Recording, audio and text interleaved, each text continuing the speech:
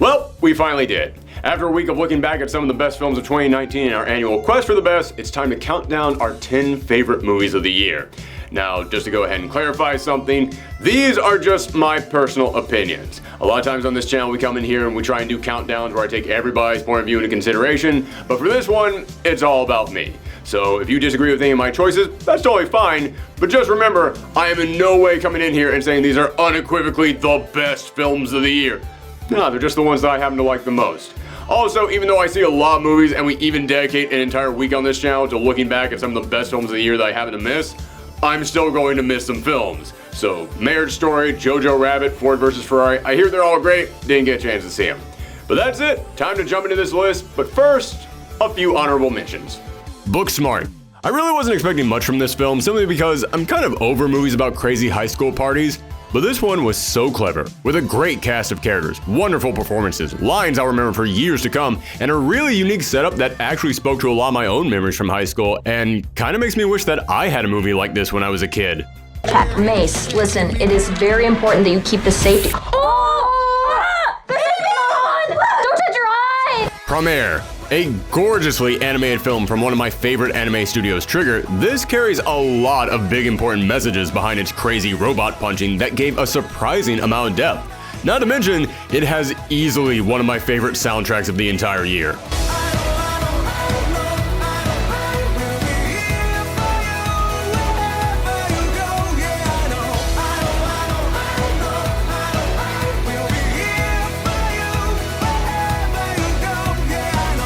And my last honorable mention, Shazam. Man, it hurt not putting this in the top 10 because this isn't just one of my favorite superhero movies of the year, it's one of my favorite superhero movies ever, as it has a great sense of humor and a mountain of heart. It's also got one of the most charismatic cast of characters of any film this year, and featured easily my favorite family of any movie on this list. Which is really saying something because at number 10, it's The Farewell. This is a movie about a Chinese family who finds out that their grandmother is dying of cancer, but because it's tradition, they decide not to tell her so that way she can enjoy the few remaining months she has left. Problem is, that's far easier said than done. The entire movie then becomes about watching this family coming together for a wedding where they have to pretend like everything is fine when everything is clearly not fine. If I had to sum up what makes this film so great, it would be subtlety. Every single actor in this film has to portray what it feels like to be heartbroken and scared and completely unable to show any of that.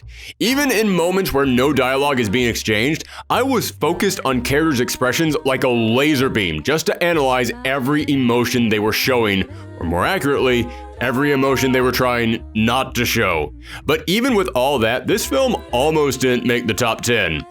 But the very end of the movie, the final sequence, that got those tears welling up inside me and pushed it over the top.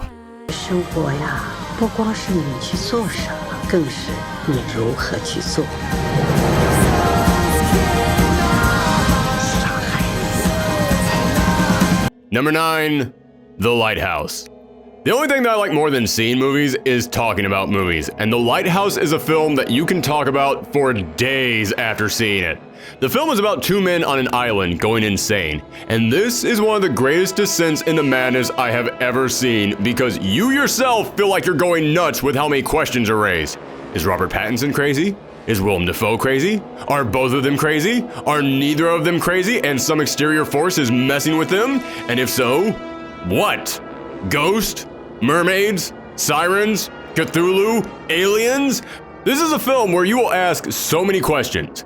Questions that have no right answer, but also no wrong answer. It's a film that is made to be analyzed and talked about because of how many possibilities are open. And I see so many films that try to have it all. They try to have so many ideas in there, but they always come off as jumbled and misguided. This isn't one of those films. This is a movie that knows how to make a film feel like anything can be possible, and that's the point. You feel like you're lost at times as you stumble around this film, but that's exactly where the movie wants you to be. Daddy! Let Neptune strike ye dead, Winslow! Hark!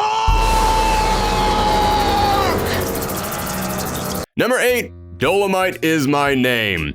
I'm not the biggest fan of biopics because they tend to assume that the truth about what happened will be so entertaining that you don't have to worry about things like story structure, or wit, or acceptable runtime. Not Dolomite is my name. It takes the story of Rudy Ray Moore and makes it one of the most fun and uplifting films I've seen all year. I'm sure everything that happens in this film isn't exactly what happened in real life, but I also don't care. It got the point across. It sold that message of going out there and fighting for what you want to be even when everyone tells you no. It took the story of the making of Dolomite and constructed that into a hilarious, charming film that will leave you thinking, damn, why am I not doing what I want to do? Also, this entire cast is damn near perfect, with several actors turning in some of my favorite performances of the year. I'm offering you a role in my new motion picture. You think you could just walk up here and hire me? No. What if we let you direct? Number 7, Parasite. This is a movie that pitches itself as being a complex look at the divide between classes in South Korea, which I think is a message that can be felt pretty globally. And while I do believe that message is a bit uneven at times, it can really hit hard with wonderful performances, stunning set designs, and great metaphors sprinkled all throughout the story. But that's not what gets into my top 10. That's the stuff I say to sound smart when I talk about this film.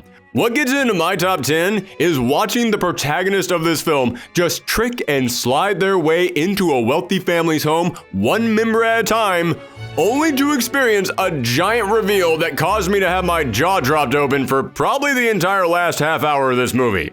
나 이제 사람을 못 믿잖아. 그래도 사랑하시죠?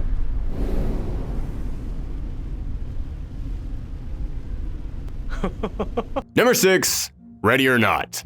Ready or Not is the tiramisu of horror films. There isn't a lot here. It's fairly simple, isn't very long, only a handful of characters and locations, but every single ingredient is lovingly baked to perfection. The plot is that a newlywed bride has to play a game with her in-laws, only to find out that this is an ancient tradition dating back to a deal their family may or may not have made with the devil. Now she has to survive until sunrise, and that's basically it. The entire film is just her running and hiding. But all the characters are great and deep, and you love to watch them bounce off of each other. There is a perfect balance of horror and humor that makes me recommend this movie to anyone, even if they don't like horror movies. The ending is one of my favorites of any film this year, and one of my top 10 favorite endings for any horror film I've ever seen. And I freaking love the protagonist.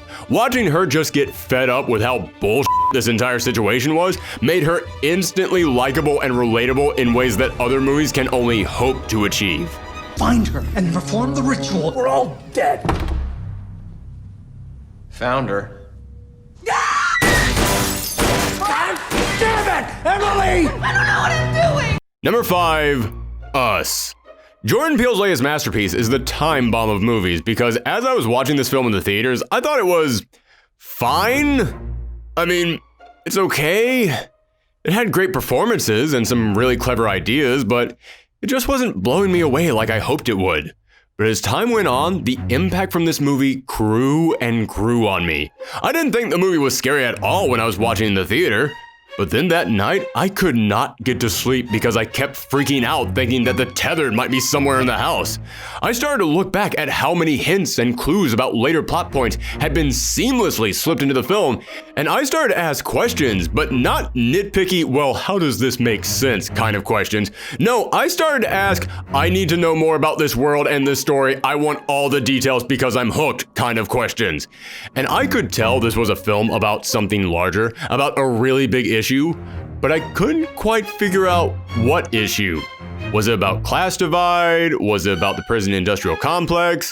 But eventually I realized, oh, it doesn't have to be about just one. It's a film that has a message that can work for many issues, and dissecting how it works for what issue is really fascinating. As I said, I love movies that make me want to talk about them, and Us is a film I spent a solid month pondering over. What are you people? It's us. Number 4, Knives Out. I love a good murder mystery, and Knives Out is one of my personal favorites over the past decade. Every single character is so distinct and loaded with personality that you really want to dig into this case, and I love Daniel Craig's character of the eccentric detective Benoit Blanc, and I really hope that he sticks around for future films. However, The thing that really gets this movie this high up is because of how this film, everyone get your hateful comments ready now, subverts your expectations.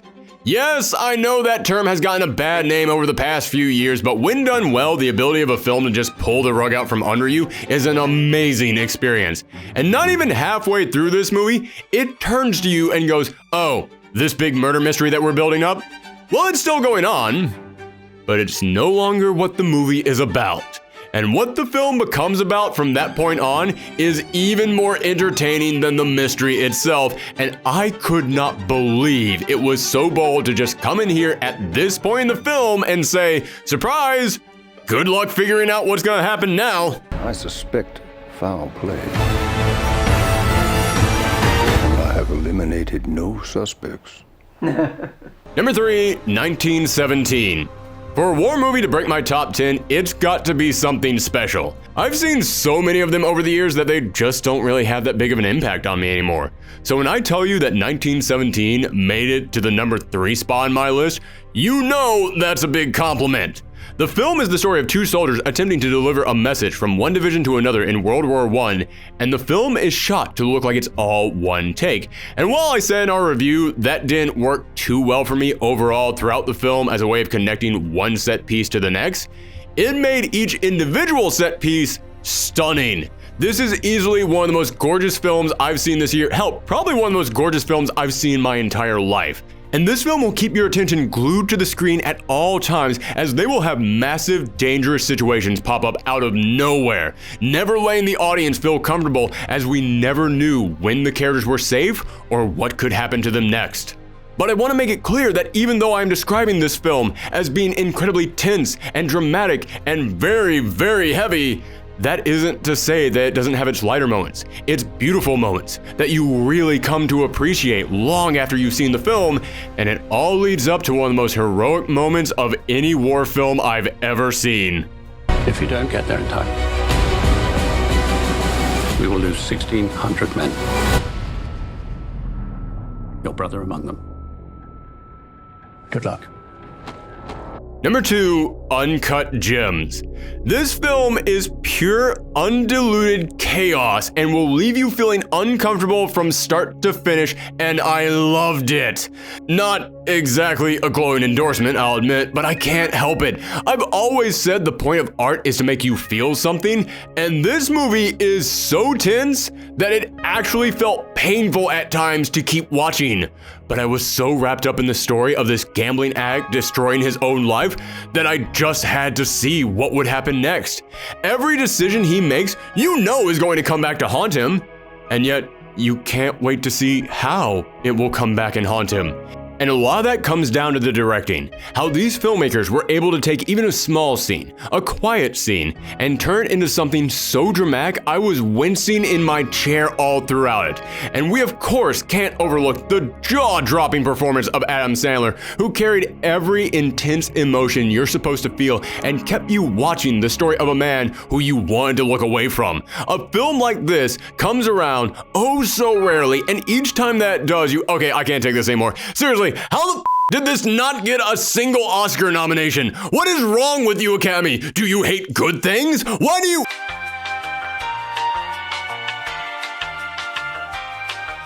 And that's why Uncut Gems is the true dramatic powerhouse of the year that will leave an impact on everyone who watches it. 5 stars.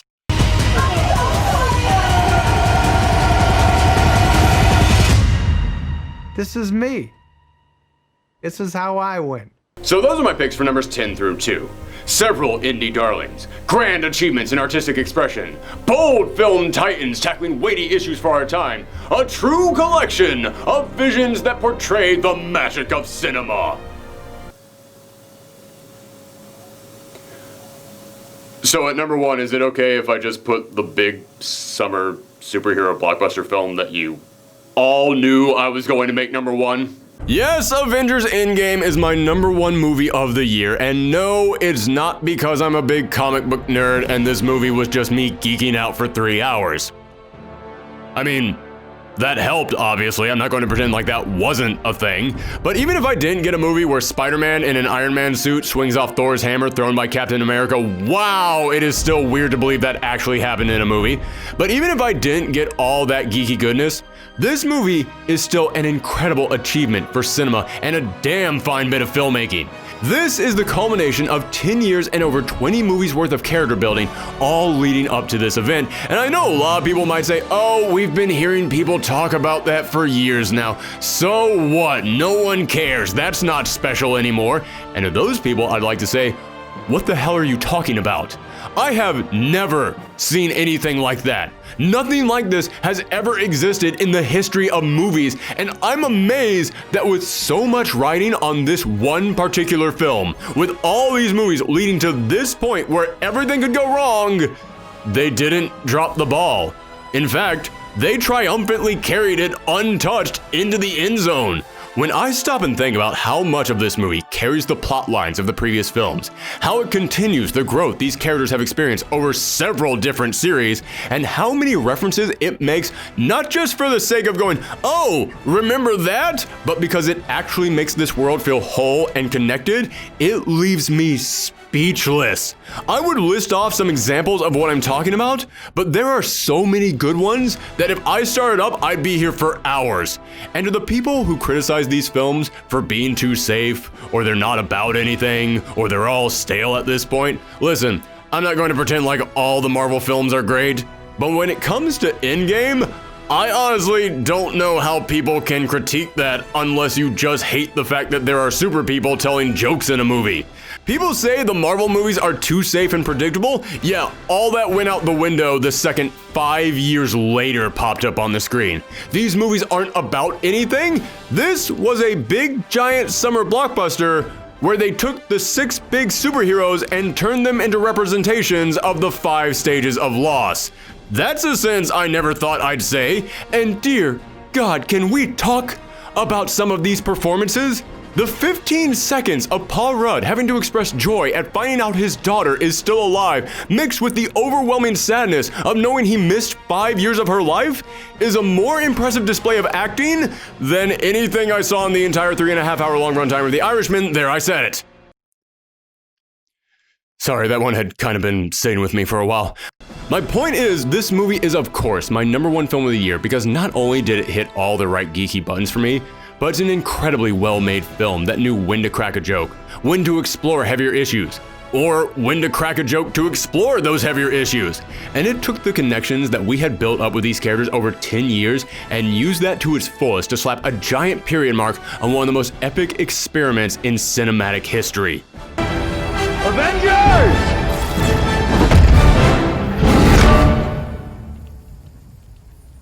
Assemble.